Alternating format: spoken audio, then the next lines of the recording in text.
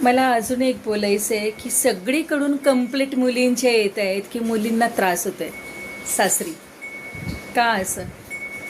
प्रत्येक घरामध्ये मुलगी आहे, कुवारी असेल नाही तर लग्न करून द्यायची असेल तर खरंच प्रत्येक परिवारामध्ये एकच मेसेज द्यायचा या व्हिडिओच्या माध्यमातून की असं अजिबात काही करू नका की एखादी लेकबाळ तुमच्या घरात सगळं सोडून आलेली आहे आणि तुम्ही तिला इतका त्रास देत आहे की माहीत नाही तुमच्याच घरामध्ये एखादं लेकरू जन्मेल आणि त्याला त्याची परतफेड करावी लागेल, कारण कर्म फिरून फिरून येतं. म्हणून मुलींना जपा.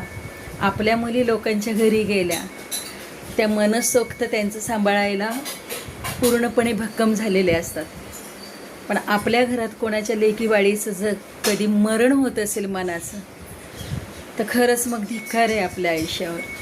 असं नाही झालं पाहिजे. ती आपली मुलगी असते, आपल्या घरातली शोभा वाढवते, आपली ती लक्ष्मी असते. ती निघून गेल्यावर घराला शोभा राहते का?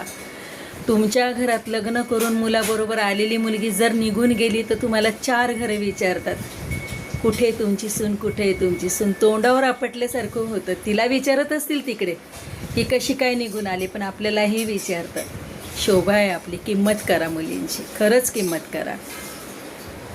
आज माझ्यासारखी ह्या वयामध्ये पुढे माझी सेवा तिच्या हातात असते, हे कुठल्याच सासूने विसरू नका.